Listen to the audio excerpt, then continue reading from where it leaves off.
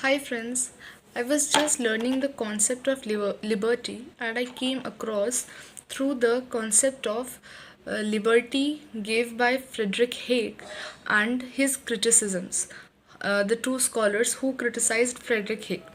So, Frederick Hayek's work, The Constitution of Liberty, which was published in 1960, in that Frederick Hayek argues that he basically supports firstly the negative liberty, and he argues for the negative liberty of the individual. He says that the lack of interference in a person's life basically amounts to the liberty of that person. Now he argues that what is the interference? Is all type of interference amounting to the violation of negative liberty of a person? No, each interference is not so. There are certain special type of interference which leads to the violation of negative liberty of a person. Firstly, if the interference is deliberate, it is willful, it is intentional, then that amounts to the violation of negative liberty of a person.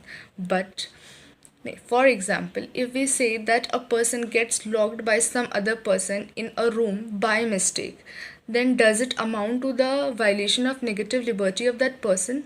No, not at all, because it was not deliberate, it was not intentional. So, for Hayek, freedom is a concept of non interference. If there is not interference, not deliberate interference, then a person is enjoying the negative liberty. Now, there came two scholars who criticized Frederick Hayek for his concept. Firstly was Philip Pettit. He in his work in 1997, Republicanism, argues that if there is a slave and he has a very benevolent master who does not interfere in the life of the slave, so is the slave free? Because master is not interfering in the life of the slave. So the answer is basically no, he is not free. Why? Because a slave is under the domination of his master. If someone is under the domination of someone else, he is obviously not enjoying his negative liberty. So merely arguing that absence of interference in the life of a person, he enjoys negative liberty, it is wrong. Freedom is basically the conception of non-domination. Philip Pettit argues in his book Republicanism that freedom is enjoyed as non-domination. Then a person enjoys his negative liberty. Now, there comes the second scholar, G.A. Cohen. He, in his work in 2000, his work's name is If You Are Egalitarian, How Come You Become So Rich? If you are egalitarian, how you come so rich?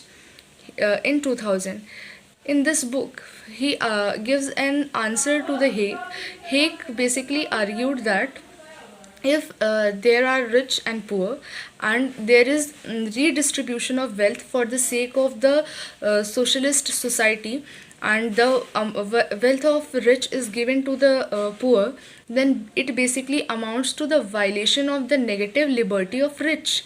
But replying to this, Cohen in his work in 2000 says that it if it is so, then the similar in the tone of negative liberty, Cohen replies to Hayek. Cohen says that if it is so, then negative liberty of poor is also violated, because if a poor person is visiting a mall or he is going through a mall and he wants to purchase something and he is not having enough money, enough resources to buy something, then it is basically violating his negative liberty. Because what is the meaning of negative liberty? It means that freedom to do what one wants without any restrictions. So there the restrictions on his pocket are there, because of which he cannot purchase the things. So negative liberty of poor is also affected. If you are saying that negative liberty of rich is affected, also why poor is poor? Poor is poor because the social structure is made so that poor should remain poor and rich will become more rich, and poor are there. So the structure is deliberate interference in the life of poor. The social structure is deliberately made so, and what Hayek said, Hayek himself said that deliberate interference violates the negative liberty. And here Cohen says that is it not the deliberate interference of the social structure which leads to the leads poor into the poverty? Hence, it is all the deliberate interference of the rich in the life of the poor, of the social structure in the life of the poor, which leads into the life of the poverty. Hence, by these two concepts of Cohen and Philip Pettit, the argument of Hayek for the freedom as non-interference, negative liberty of non-interference is criticized. Thank you so much, guys. Bye bye.